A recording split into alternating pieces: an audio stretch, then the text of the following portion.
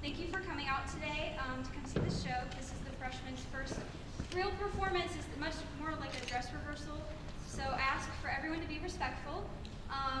And we are also filming the show with the film crew, so I ask for everyone to remain seated during the show. If you have to go to the bathroom and it's emergency, you can go, but other than that. I'm going to quickly explain what Unravel is. So Unravel is a true crime monologue show that deals with real-life statements of real-life charged criminals. So all of these monologues are actual statements and I didn't make them up. In this, you will notice that under pressure, truths will be manipulated and the criminals will begin to unravel. Hence the name. If you would like to see this show again, another performance will be here at 7 p.m. tomorrow. Free entry. So again, thank you so much for coming to see the show and enjoy.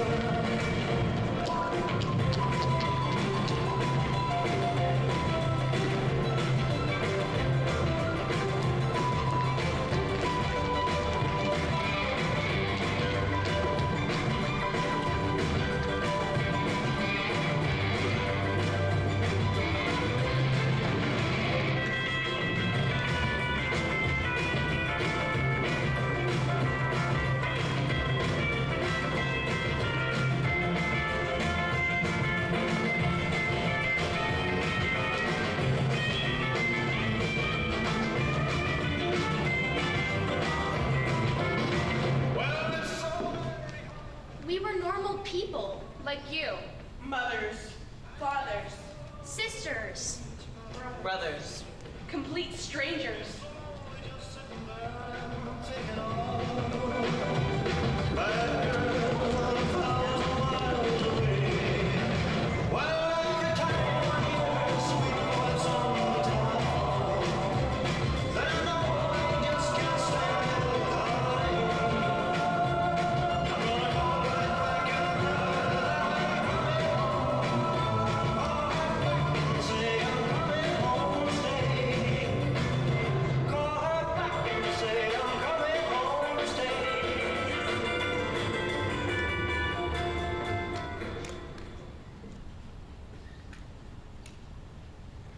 Do you know who I am? I'm Rose West. If I'm not under arrest, why am I here? Oh, you've come to talk about my firstborn daughter, Heather. She was quiet and likes to be different to everybody else. She didn't get along with the rest of us. She left home, I don't know, a long time ago. She was almost 17, I know that much. She had reasons to run away, lots of things really. Mainly, I suppose because she was unhappy. We had problems with her at school, things like that. Having arguments with the teachers. She got suspended and that was that. But she just didn't seem to want to settle down here. I suppose there must have been raised voices. I don't know, I was upset. But she said she didn't want to stay. There must have been raised voices, I have no idea. If you had any brains at all, you could find her. It can't be that difficult. I'm not going to say anything. Do you want me to snitch on my own daughter? She's obviously doing what she wants to do, unless something terrible has happened to her. I'm not going to say anything. There must be something somewhere. You've just missed it, that's all. I don't know what happened on May 1st. Well, I can only go off of what the man said at the trial because he was the only one there. So according to him, one of them, there were two in the house. One of them snuck in and He shot and killed my husband. I don't know who did it. Bill was the youngest at the time. He was 15. The others were 17 and 18. They all said that they did it for him. They did it for his sake. That Bill was supposed to sneak in and make it look like a burglary and shoot and kill my husband. I had nothing to lose. I rented everything. My condo was rented. My apartment, my furniture was rented. We were newlyweds. Everything was rented. I had a good job and a car in my name. That's it. This is bogus. I had no reason to do this. I was not a part of any murder plot, especially not this one. Okay, I could not go in that execution chamber and die in that execution chamber a liar. I have to come clean and cleanse my spirit in the name of Jesus Christ. I'm being really straight up about everything. There was no self-defense. I killed those 7 men in first-degree murder and robbery as they said. Serial killer? Not so much.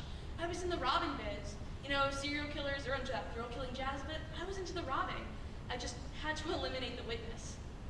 You know, I really have to think first about the people who lost their loved ones and then my people second. I know it really sucks to lose someone we love. I know the feeling. But the world's full of evil. All of us have evil inside of us. Mine just happened to come out because of the circumstances I was in. You know, hitchhiking, going all around the United States. Eventually, it got tiring, and I carried the gun for protection. The testimony in court, no, that was all just lies. You know, I was sitting around figuring out how I could drum up a story and beat the system. I heard it was pretty convincing. That's sad. God, that is sad.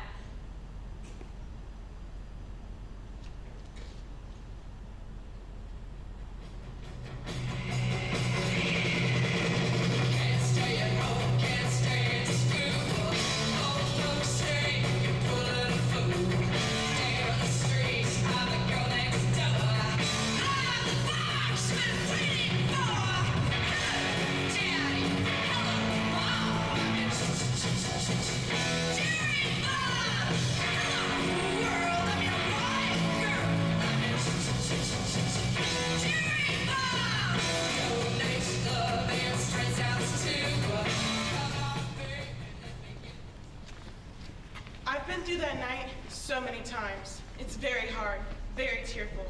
When that man had shot my daughter, my first reaction was to go back to my childhood, to the pain that had happened then. My marriage, my entrapment in society, he was bigger than me. He was stronger than me. He had power. He was in control and I was not. And there was nothing I could do. You could just stand there, feeling trapped, like a slow motion picture.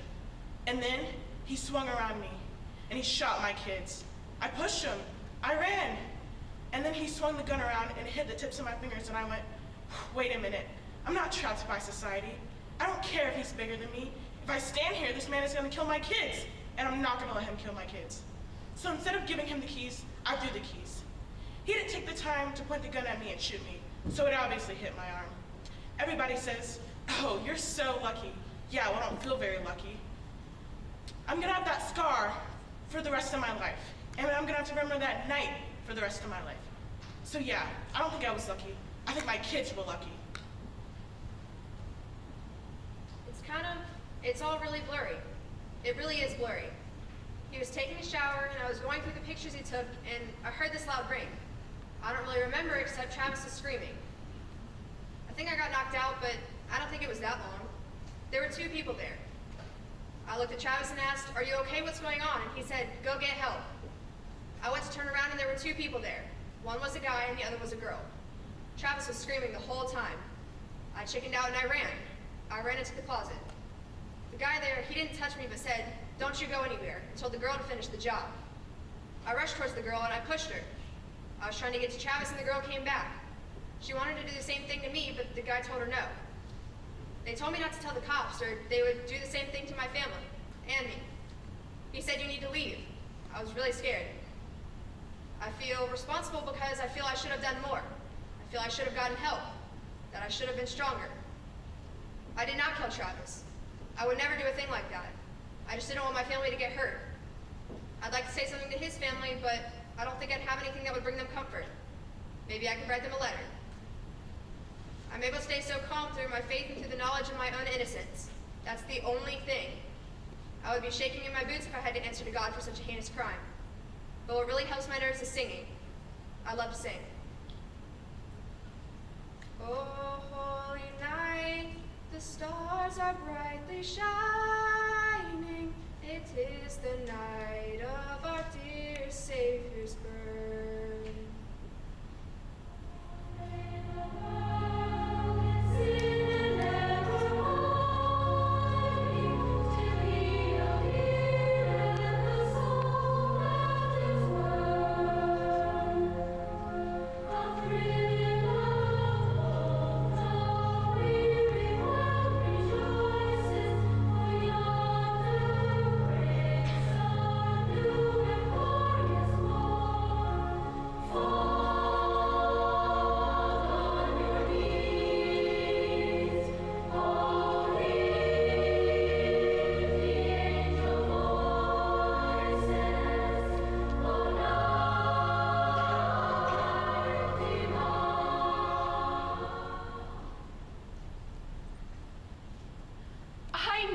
Suspicion turns to me. It turns to me because I'm her husband, and that's a natural thing. A husband, ex-husband, boyfriend is statistically the one that could be responsible for her disappearance. But I'm not responsible. We had a perfect relationship, and no one can tell you that except me or her. No one knows our relationship but us. That evening, we had plans with Mom at her house. Frankly, Christmas preparations were done, and her plan for the day was to bake gingerbread cookies. I had the day to play golf or go fishing. And so that day I chose fishing, which is obviously a choice I regret now. If I had just stayed home, none of this would have ever happened. I do not think the police will arrest me. I know that there's no kind of basis, and I had nothing to do with her disappearance. So there's no kind of evidence or anything like that. I did not murder my wife, and you used the word murder, and, well, yes, that is a possibility. It's not one we're ready to accept.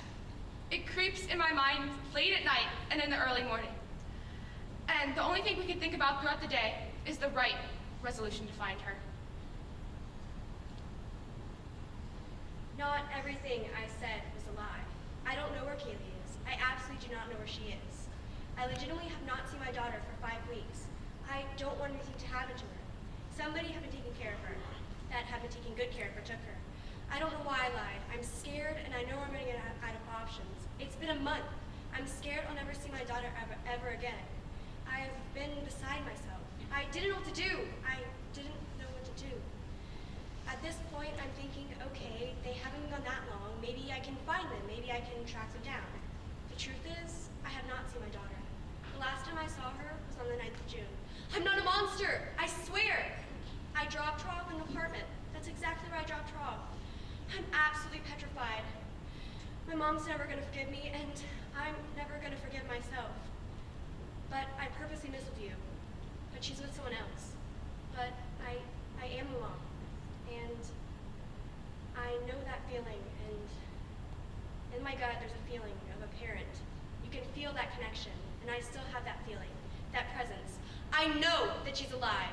Whether you have a bucket load of evidence that contradicts that and says otherwise, or all you have are speculations, or nothing at all. I did not lie in the polygraph. I promise everything I told you was true. I want them back home. I don't know where they are. I want my babies back. At 4 a.m. is when my alarm goes off for work. I get dressed and brush my teeth and everything. 4:15, I slide right back into bed and start having a conversation with Shannon about putting up the house for sale. I get ready for work, go to work, get a call from the police, then come home. When I got home, I opened the garage door, went inside the house, looked everywhere for Bella Celeste. Nowhere to be found. Her phone was still on the couch, her purse was still there, her car was still there, just no sign of them anywhere. I was hoping I would get a knock on the front door. You have to trust me, I had nothing to do with this. With this active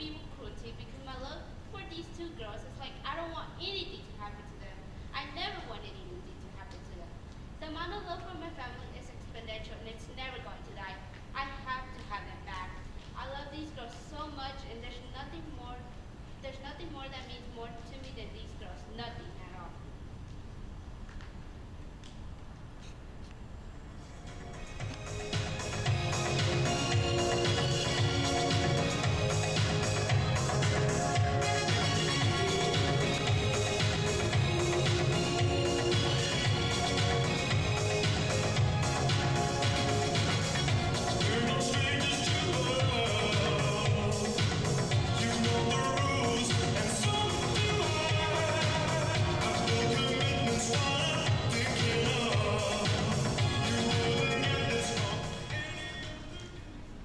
For over 14 years, I, John Wayne Gacy, have been appealing my conviction for the murder of 33 young men and boys. I've been sentenced to 12 death sentences and 21 natural lives. There are 11 hardbound books, 39 other full chapters on me, 10 Broadway plays, 2 screenplays, 1 movie, 5 songs, and over 5,000 articles in which my name is mentioned. And yet, not one of those has taken the time to talk to me. Their research is all bogus. The reader has been left with a bunch of unanswered questions. And look, when you're putting together a puzzle, if you don't have the right pieces, it just doesn't fit. According to the state, in the 6-year period John Gacy stalked the streets of Chicago and suburbs, I was supposed to have tricked people and lured them into my Summerdale home. According to the state, once they were in my home, they were tricked and killed.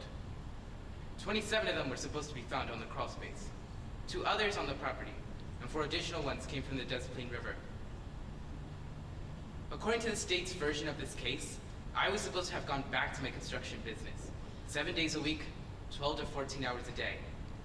The state wants you to believe that case with that scenario. It just doesn't hold water. And it raises the doubt who John Gacy really is. And I'll tell you who he is. The 34th victim. I know God is watching me. All the actions in my life at that time, I looked at them and tried to fathom how God would judge me. But everyone is good and evil in them. I'd like to be 100% evil, but I can't. I'm too easygoing sometimes. I was brought up very religiously. It was a part of my everyday life. How I thought, how I felt.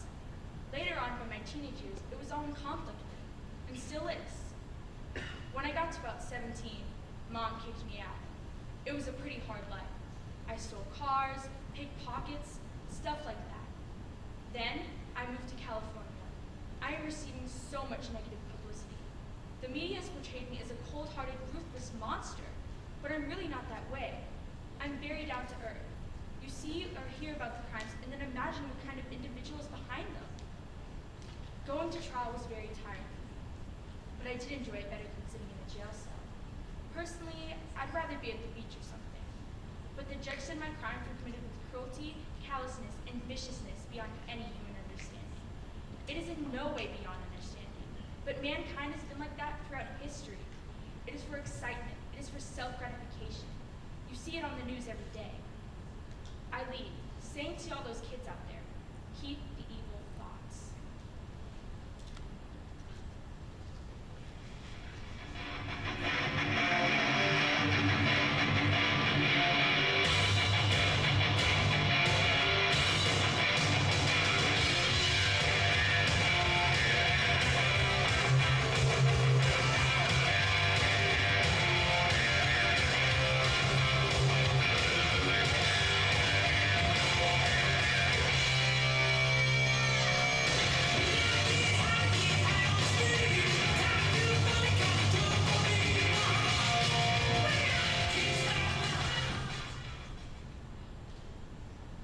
Okay, so I woke up, got ready, and went out to the bus.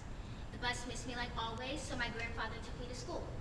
I was at school all day, and I came home on the bus around 3:30. I just hung out in my room for a while, so I went for a walk. I get bored really easily, and I'm entertained really easily, so digging holes is just something to do. I just like to dig holes and climb trees, and I bury dead animals that I find because I like to be respectful to them. It's nice. It's cool. I dug a hole in the woods on Sunday because Sunday I was bored too. I had decided to go outside. I don't remember the exact time. Well, wait, that wouldn't make sense with the timing. I dug the hole previously. Wait, no I didn't because I wasn't at home. Actually, I dug the hole that day, but that wouldn't line up. I don't know. It was an accident. Elizabeth was just in the forest alone. We had decided to hang out because it was a nice day. We were just messing around and she fell. She died. I didn't know what to do, so I buried her body. Nobody helped me. I put it in the creek bed. I dug the hole Wednesday before the murder. I used the knife, kitchen knife. It's at home in the sink. I stabbed her afterwards, twice. I didn't know what to do and I was scared. Please don't let anything bad happen to me. I'm sorry. When I left my home on Tuesday, I was very emotionally distraught. I felt like things could never get any worse. I was gonna ride around for a little while and then go to my mom's. As I rode and rode and rode, I felt even more anxiety come upon me. I felt I couldn't be a good mom anymore. When I was at John D. Long Lake, I felt I had to end our lives to protect us from any grief or harm. I never felt so sad and lonely in my entire life. When I was at John D. Long Lake, I never felt so scared and unsure as I did then. I was in my car, ready to go down the ramp into the water, and I did go part way, but I stopped. I went again, and I stopped. I got out and stood by the car, a nervous wreck. Why was I feeling this way? Why was everything in my life so bad? I had no answers to these questions. I dropped to the lowest point when I allowed my children to go down the ramp into the water without me. I took off screaming, "What have I done? Why did you let this happen?" I wanted to turn around and go back so badly, but I knew it was too late. I couldn't believe what I had done. I love my children with all my heart. That will never change. I never meant to hurt them. I'm so sorry for what has happened. I don't think I'll ever be able to forgive myself for what I've done. I know that it's going to be a tough and long road ahead of me. At this very moment, I don't feel I will be able to handle what's coming. But I've prayed to God that He will give me the strength to survive each day and face these times and situations in my life that will be extremely painful. I have put my total faith in God, and He will take care of me. First, everyone, understand, I had nothing to do with Nicole's murder. I loved her, always have and always will. If we had a problem, it's because I loved her so much. Recently, we came to the understanding that we were right for each other, at least for now. Despite our love, we were different, and that's why we mutually agreed to go our separate ways. It was tough splitting for a second time, but we both knew it was for the best. Like all long-term relationships, we've had our ups and downs. I can't believe what is being said. Most of it is totally made up. I know you have a job to do, but please, please, leave my children in peace. Their lives will be tough enough. I want to send all my love and thanks to all my friends. I'm sorry I can't name every one of you. I love you guys. I never would have made it through this far without you. With whatever the outcome, people will look and point. I can't take that. I've had a good life. I'm proud of how I lived. My mama taught me to do unto others. I treated people the way I wanted to be treated. I've always tried to be up and helpful, so why is this happening? I'm sorry for Nicole and Nicole. I know how much it hurts. Nicole and I had a good life together. All this press talk about a rocky relationship is no more than what every long-term relationship experiences. I loved her, to make that clear to everyone, and I would have done whatever it took to make it work. Don't feel sorry for me. Please, think of the real OJ and not this lost person when I'm gone. Thanks for making my life special.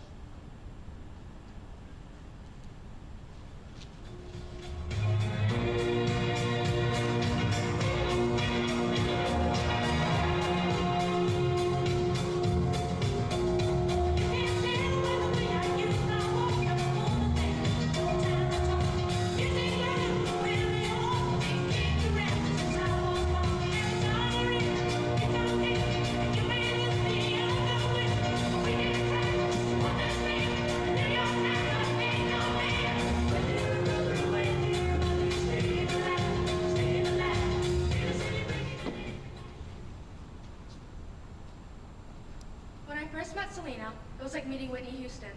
I really looked up to her. I started a fan club for Selena. As I became closer to the family, it was that our friendship became more of a fan-celebrity type, but to a personal type. I am not obsessed with Selena. I don't know why people say that. They made me out to be a monster. I just want to say I did not kill Selena. It was an accident, and my conscience is clear. It was never an intention to kill Selena. I told her it's over. Selena, I can't work for you anymore. She grabbed my feet. She told me. At that instant, the gun went off. I didn't know she was hit. I didn't even look at the door. The pictures that I see are dots. I won't discuss why I killed her. I won't discuss that because the truth is not out. I won't say why. I didn't have the opportunity to defend myself. I was not represented. If I knew then what I know now, you can rest assured my child wouldn't have gone the way it did. And I can assure you that. It was an accident.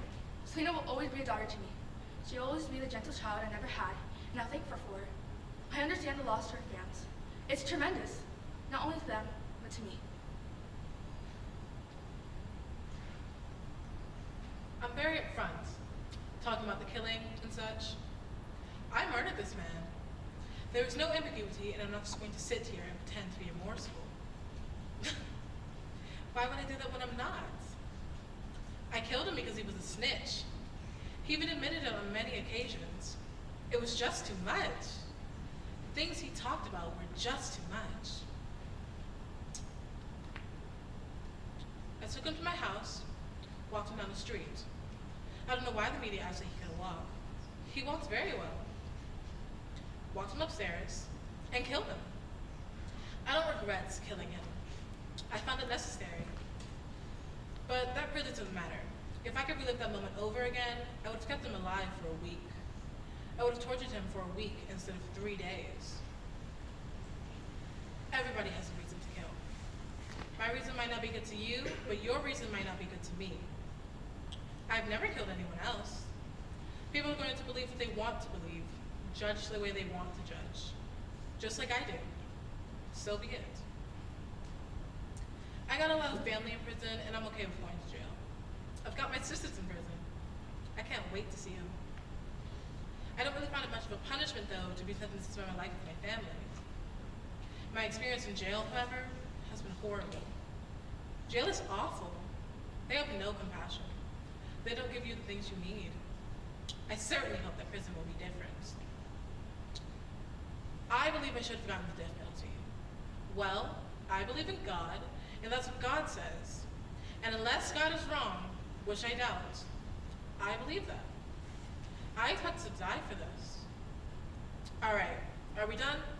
Because I'm done.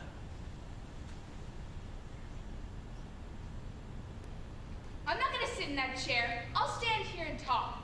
Was I happy when I found out that I was gonna be gassed? You're talking about dying. Now, it makes me nervous, but I knew I wasn't gonna go to those gas chambers because I had done nothing wrong. You see, people dying all around me is no new thing. You come to these prisons and man, there's people getting killed all the time. These men, they gotta wear a shield, man. With all the violence and fear that runs these places, and you live a life like that, it becomes a natural thing. I'm not scared to die. I'm scared to live. Living is what scares me. Dying is easy. I have been in jail 34 years. 34 years so I understand myself and I can deal with that. I can sit in my chamber and I do my number like a convict does a number. I don't know pain. I have no depth of pain. I have no depth of suffering. I don't know all the bad things. I have been punished by you all my life since I was 10 years old. I have been to every reform school you have across the country. I used to have to lay down and get my butt whooped to the point where I couldn't walk. Tell me about some pain. Not bad, but good pain. Pain's not bad, it's good. It teaches you things. And would you put your hands in a fire? Ow! You know not to do that again. Yeah, I understand that. You see, I'm brand new. Everything I do is brand new. I am on the premise of reality. I walk a real road. I am a real person inside. I'm not a phony. I don't put on any airs. I say what I think. See what I'm saying? Someone sees it, They go behind it and they say, "Hey, how are you doing?" And you know what I say? "Good, how are you?" There's a thin line between bad and good. Only special people get to walk that line. All my life, I've been on that line. I don't see anything. I don't know anything. I know nothing. I'm zero. I don't get involved. I don't ask the police to protect me. I protect myself. And whatever happens, happens, man. When I get to the bottom, I go back to the top of the slide. When I stop, I'm done and I go for a ride. When I get to the bottom, I see you again. Yeah. But do you, don't you want me to love you?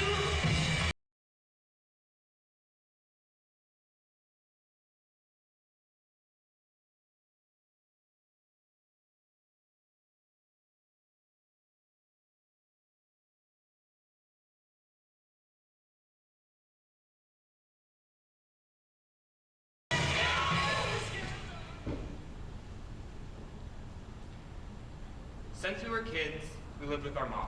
And when she would come home, she might be a mess or whatever. She would tell us that she saw things, like she would think there were bugs on her or that there was an earthquake, things like that. That night, she kept asking us questions like, "Why are you like this? Why are you the way that you are?" It was just antagonizing. She was trying to hit us, and she started to threaten us with everything. She was just being mean. She even said that she was going to kill us. I was shocked. I mean, we'd gotten into arguments and fights before, but she never wanted to kill us. I didn't think that she hated us. She started hitting me. Taz always wants to protect me, so she grabbed her and they got into a little skew. I tried to get between them, but we all ended up fighting. We were all tangled up in each other and we rolled onto the floor. There was a knife laying there on the floor and we all saw it at the same time. We all rushed for the knife on the floor. We all rushed for it, and my sister and I, we grabbed our mom and we pushed her back because we didn't want her to get the knife. Tasmania got the knife. She killed Mom. I kept telling our mom how sorry I was, not just for things, but for everything, that we couldn't get along. I'm really sorry. I didn't kill our mom. Tasmania did.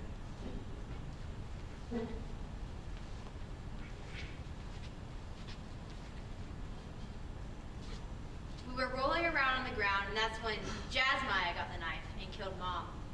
She stopped screaming. I wasn't happy, but I felt relieved. I felt like I was just tired of dealing with this, so I was content. She was still alive, though. She was calling us ungrateful. Mom was just talking out of her mind, and then she just died. Me and Jasmine were crying a lot. We went back to my room and started changing out of our clothes. Jazz put the dirty ones in a trash bag. She put the knife in there too. Then we went to school. Throughout the whole day, we didn't talk till we got on the bus.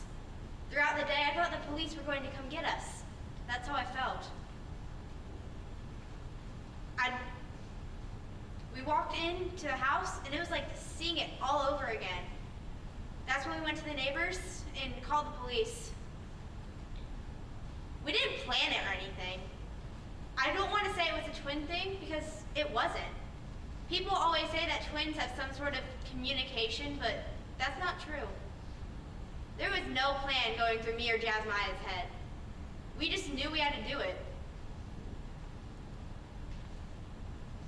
The people who believe me and my brother are spoiled and bratty haven't seen the whole trial.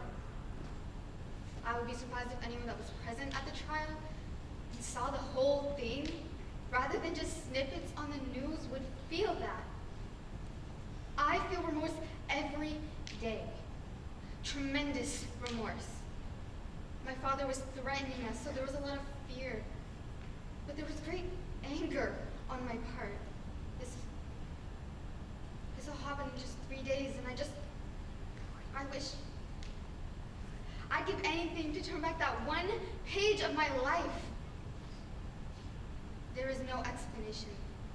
There isn't any, and we don't offer one. After killing our parents, we decided we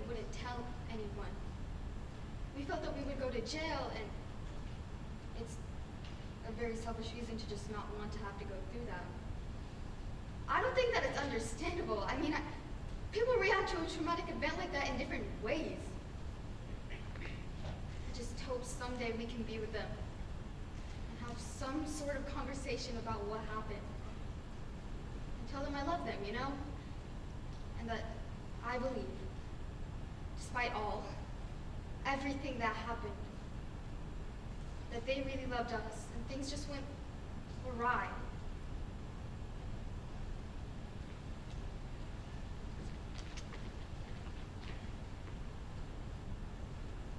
A lot of people think that I'm spoiled. It's not who I am, but I can't defend that, because I came from a family of wealth. But that doesn't make me spoiled. I'm just a normal kid. Well, I didn't have normal experiences. I did that, and there's not a day that doesn't go by where I don't think about what happened, or wish I could take that moment back or change what happened. It's hard to live with that. There's tremendous pain. I mean, the second we got back to the house after the killings, I said, this is wrong, and this is awful. How could this have happened? I couldn't accept it.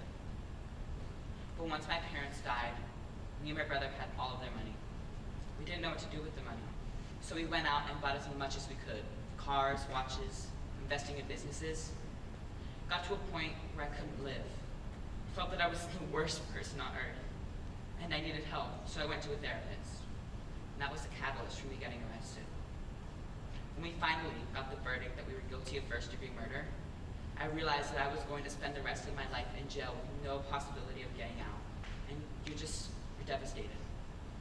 If I could say one thing to my parents, I would say that I forgive them for anything that they may have done to us. And if I had one wish, it would be to have just a simple conversation with them, or to change places with them.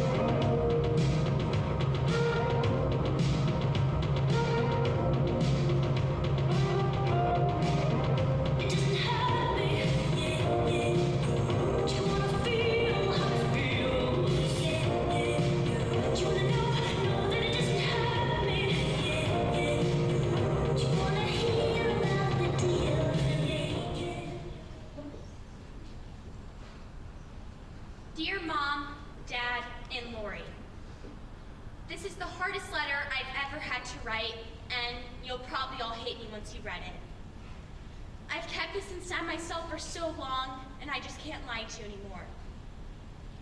Both Paul and I are responsible for Tammy's death. Paul was in love with her.